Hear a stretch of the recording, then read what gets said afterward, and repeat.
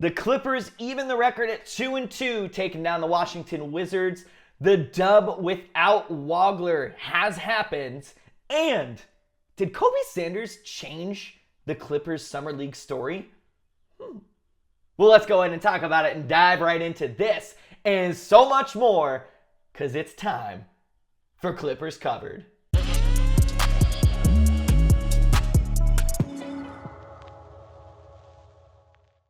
What's going on, Clipper Nation? Hope you're feeling great. My name is Kyle Archer, your friendly neighborhood host. Thanks again for tuning in and watching this episode of Clippers Covered. If you haven't liked and subscribed, hit the like button. You know what to do. Hit the subscribe button. We are on the road to 1,000. That's right. I said it right here, right now. On the road to 1,000. But take a baby step. So let's get to 250 first. So make sure you go ahead and subscribe if you're liking what you're seeing. Today's story, we're covering a little bit of what happened and what we saw in Game 4 of Summer League against the Washington Wizards. And wow, just from the jump, this might have been the best Summer League game from the Los Angeles Clippers. And the reason why I say that is just because all around, they looked stellar. Obviously, there was a couple, turnovers and, some simple things that are going to happen every game. But overall, this was just an elite show of basketball character just from the team. We had full team basketball here on display. And there were a lot of talent and a lot of stars that really took this stage in such a fast-paced, back-and-forth game. This game was really, like I said, it was back and forth from the start. First quarter, second quarter, third quarter is whenever we started to peel off and take the run. As the tale of two cities goes, it is the tale of two halves of basketball for the Los Angeles Clippers, at least as it goes to Summer League. It seems like at least we were pretty sloppy in the first half of most games up until this one, and it was very solid. Defense looked great. Shooting looked impressive. Spacing finally looked like it was not that much of an issue. And overall, it was just a fantastic display of basketball, honestly, from both ends of the ball, too. Not just offense and defense, but, from this young buck team of Clippers and the young bucks of the Wizards. So let's go ahead and look at the team stats here just to kind of check it out. Field goals, we were shooting 40 for 84, 48%. Wow, the Wizards are shooting 42%. 3-point, it's looking great. We're shooting 40%. 31%. Right off there, that tells you the story is, as far as the pacing, I think we were pretty much matched on both ends of the ball, but we were just shooting better. And that's kind of what it came down to. Free throw percentage, even shooting better, rebounds better, both offense and defensively. Assists were up still by 2. Steals, we were up. Blocks, they had 4 on us. Total turnovers, they had more. And fouls, we had more, but it's Summer League. Let's get aggressive and stay aggressive. But, yeah, largest lead, we were up by 16. They were up by 8. That was whenever we were back and forth. We started to peel away in the third, and that was it. Percentage led, sure, you see that. But it was, that was basically from the second half. If you watched just the first half of this game, it was tight. It was a fun game to watch, and it was awesome. So that kind of tells the story right there in on its own. We played better. But like I said, this was the best Summer League game that I think that we've played. Looking at the recap, before I dive into the two people, and that's the Sandman and Sean Pedulla. I will be talking about them more in depth here in a second. Shout out to Nick Martinelli. He has not stopped hooping a single ounce of time. He's playing and earning his spot on this Clippers team. And I want more. Let's keep it going. Let's see. 26 minutes for Nick Martinelli. 19 points. 8 for 9 from the field goal. 3 for 3. This dude threw up 12 buckets and missed 1. Crazy. Let's give him some minutes. I'm excited to see what he brings. 5 boards and 2 assists. He had a stellar night. Absolute domination from Nick Martinelli.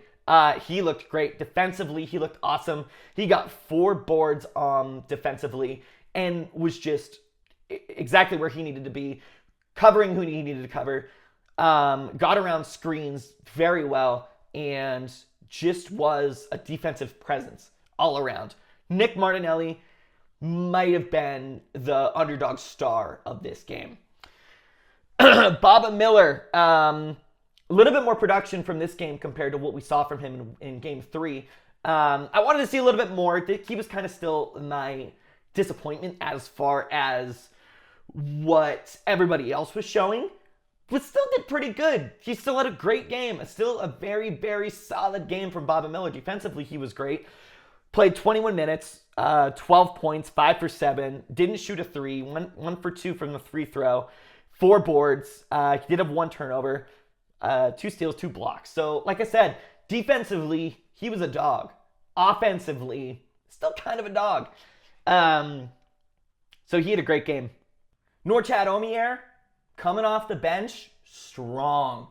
Very, very strong. 6th man of the year of this game, at least. No, totally kidding though. But I mean, honestly, 19 minutes, 11 points, 5 for 9 from the field, 1 for 1 from the 3-point. Did miss a free throw. 15 boards, 15 rebounds, 8 on offense, 7 on defense. Wow. Like I said, 6th man of the year for the game. What more could you ask for out of that? Sure, you could ask for a couple more points, but this dude, Norchad Omier, coming off the bench, a double-double, impressive. That's NBA talent right there. You couldn't ask for anything better than him. No more productivity. He looked great all around, filling in where he needed to be, getting the shots. He didn't force anything. He passed it whenever he needed to. He got 3 assists on the night, but passed it around and just stayed around the glass. Looking at Norchad Omier and just this game, one of our biggest weaknesses as the franchise continues to develop in this offseason is the big man down low. Who's it going to be? Like I always say, we have Brook Lopez, but he's turning into, unk status. I mean, he's there, but he's just the oldest player on the squad, and I don't know how many more years he has left in him. He might have one more stellar year here and there, but he just shoots threes. We need somebody down low in the trenches getting some boards from the paint. That's what we need, and this is what he showed us. So big applause and big up for Norchad Omier. Incredible. I couldn't ask for anything better. 15 boards, double-double for Norchad Omier. Another one to really point out, too, is Fletcher Lawyer. I thought he showed up pretty well. 12 points, 18 minutes, 4 for 9, 1 for 4 from the 3, 2 for 2 from the free throw. Stellar game. Just such great team basketball, and that's all that I could ask for. That's all that I want. This is impressive. I'm happy. Which brings me to the next point. I spoke it into existence. Somebody in the comments brought it up, and I'm sorry that I can't remember your name right now, but if you're watching this again, spam me in the comments and say, it was me. As soon as I get done with this video, I'm going to reply to you, I promise. But I spoke it into existence. I wanted more productivity from Kobe Sanders. I got more productivity from Kobe Sanders. This dude went crazy. This was his game. This was nuts. Listen to this. 32 minutes, 26 points, 9 for 17, 3 for 8, 3 for 3 from the free throw line, putting up buckets and setting it down, making a movement without Keaton Wagler on the squad. Wow. Kobe Sanders, this is the day. This is the day. If you're here for the lore, at least for me as a Clippers fan, and for the Kobe Sanders run, I went into this saying that he was going to be the MVP, and this solidified that he is the Clippers MVP for the Summer League.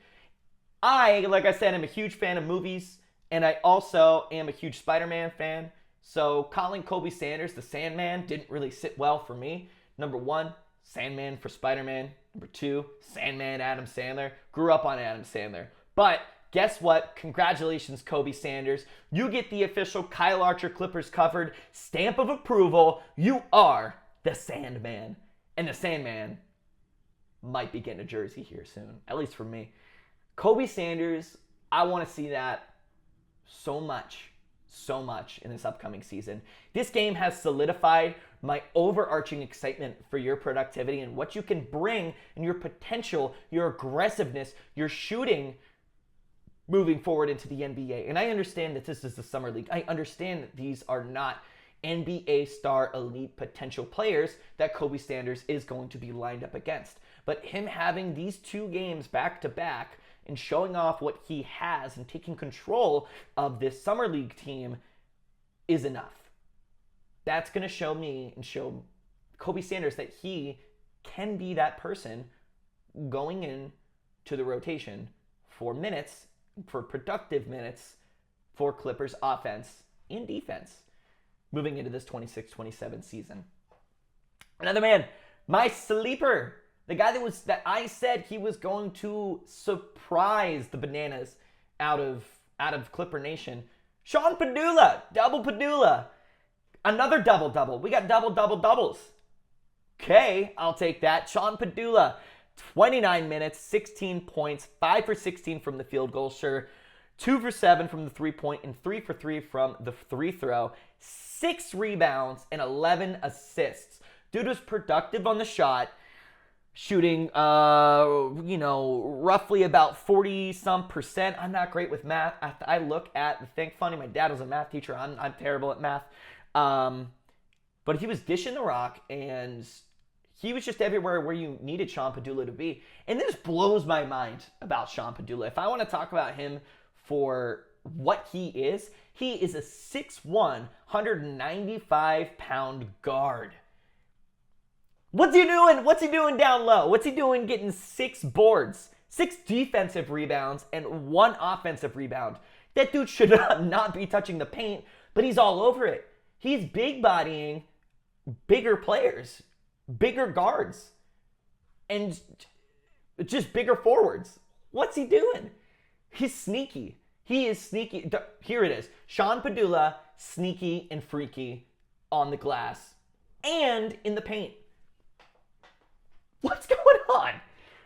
I'm not, here's what I want. Here's what I want out of Sean Pedulla. Give me one more good game. Not even a stellar game. I just want an average NBA player level game from Sean Pedulla in this next Summer League game. Give him some minutes. I want to see what he can do against true athletes. I'm not saying that these other college athletes are not true athletes, because they are. They would kick my ass. So I'm not saying that. But I want to see what Sean Pedulla can do against NBA caliber stars and athletes. So I'm excited for that. Which brings me to the last point here, what to watch for in the final game of Summer League for the Los Angeles Clippers. That's going to be Keaton Wagler's productivity going back in. Now, he sat out because the athletic staff and training staff said that he should. I call that a big pile of BS, because we are losing potential minutes for development early in Keaton Wagler's season. Now, I remember whenever I was 19 years old, I could play back-to-back basketball games and be fine. I'm sure you watching this right now are thinking the same exact thing. I actually hate this. This is a terrible move on the Clippers staff. Why are they doing this? I don't know. I don't have the answers here. I'm asking you. What are your thoughts? Because it's just a bad move on the Clippers. Why are you sitting our number 5 pick whenever he should be out there getting productive minutes, especially on a fast-paced game like this? Now, this opened up the lane for Kobe Sanders, the Sandman, for the Sandman to become the star of the game. What does that mean if Keaton Wagler comes back for Game 5? That's what you need to watch, is after such a team productive and team-oriented pacing of a Game 4 against the Wizards, Keaton Wagler comes back to insert himself in. Can he run, and can the team produce around Wagler's offense again? Or is he just going to settle back into kind of the off-ball player? That's kind of what I'm going to be watching for Game 5. Obviously, like I said, I want to see Padulla just produce a little bit around the same, just average stats. That'll make me happy. Baba Miller, I want to see more. Look, again, more from him. I'm always asking for more, except for Kobe Sanders and Nick Martinelli. You guys are fine. Keep doing what you're doing. I don't need more from you both. Greedy fans might. So overall, I think this is looking very, very good for the offseason. And Summer League has been great.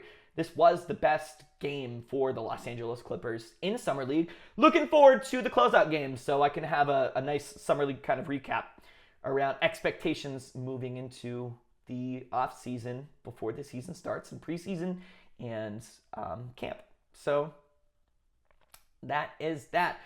Thank you so much for watching this episode of Clippers Covered. I'm your friendly neighborhood host, Kyle Archer. Make sure you go ahead and like and subscribe. Comment down below what you want to talk about and your thoughts on Keaton Wagler sitting out and where the Sandman sits at in taking over the Summer League story for the Los Angeles Clippers.